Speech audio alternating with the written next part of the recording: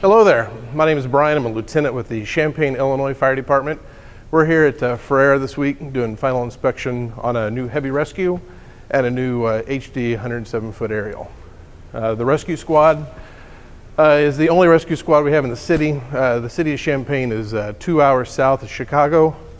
We have 6 fire stations. We protect a community of about 87,000 people, plus the university community. The squad company is stationed downtown, but it runs on all working incidents throughout the city and extrications.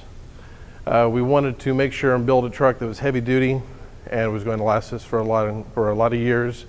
We also wanted to make sure and build a truck that is similar in size and setup to our current apparatus, so the transition to a new vehicle would be fairly seamless for our crews. Our first compartment up here, we have it set up for our primary medical compartment, Stokes baskets, reeve sleeve backboards, all of our medical equipment will all go in here. Easy access, we pull up on the scene, firefighters can jump out, grab their stuff, and we go right to work. Second compartment, we did a little bit of customization because we really like some of the stuff that Ferrer can offer for us. Rather than just having our saws laying flat on a pull-out shelf, we opted to go with the 3-saw module. We'll eventually have 2 chainsaws in addition, with the concealed storage behind it to carry all of our extra equipment. Just a regular compartment for all kinds of toolboxes, for hand tools. We opted to put our fire extinguishers in the wheel wells so that we'll be opening up some body compartment space. A number of tool boards for putting all of our hand tools on, as well as a little giant ladder. So if we have a need for an A-frame ladder on a scene, we'll have that specialty piece of equipment. This truck generally serves just as a large toolbox for our department, carrying all the specialty type of equipment. Around on the rear, we have a ladder that goes up to the roof. On the roof there are 4 coffin compartments. Those compartments will be set up for one for rope rescue, one for confined space, one for water rescue, and one for hazmat. So we got plenty of compartment space on top. On the rear here, we do have an electric reel, 200 feet of cord, plus 2 hydraulic lines.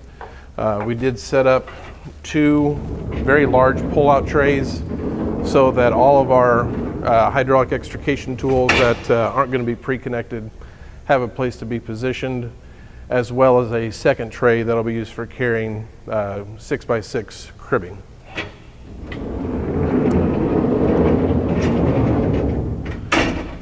So you can see that we do have storage now for 30 air bottles, plus below we have a place to store our winch. We do have 4 points on the truck where we can attach the winch for winching operations.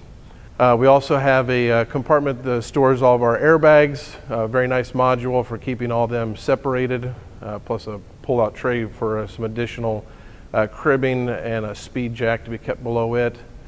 And then in the forward compartment, we have a large rollout tool board that is designed for our rescue jacks to be stored on.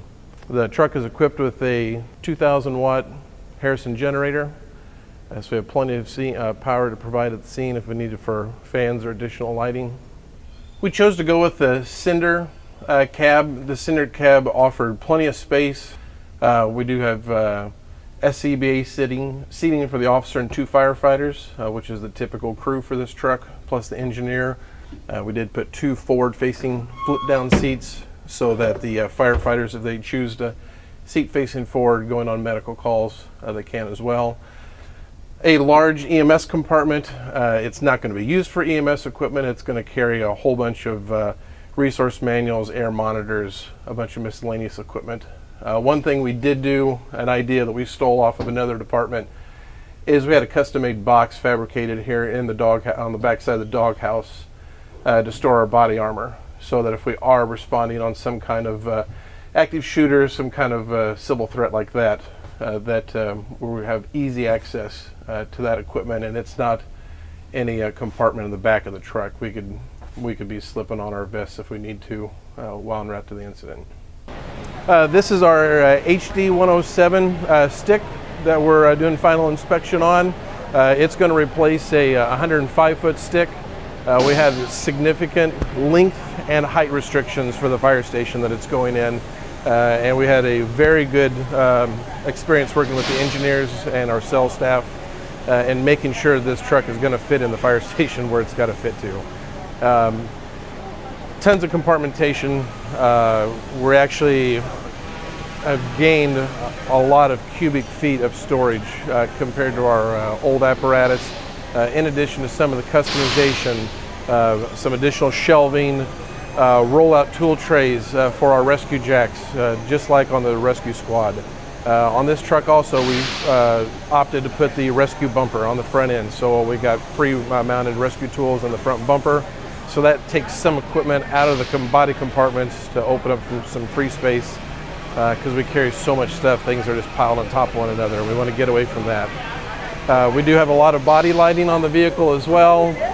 One of the things that we did is we had them integrate 4 additional LED scene lights onto the ladder itself.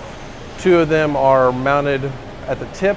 2 of them are mounted at the tip of the base section. The reason we did that is that this apparatus is generally first due on our interstate rescue calls. And so if we get a vehicle off in a ravine, off the side of the road, we could basically use this as a poor man's light tower.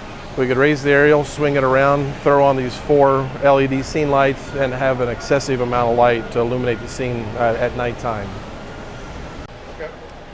Our entire fleet uses Waters fire pumps. So we have a Waters 2000 GPM pump, 300-gallon booster tank.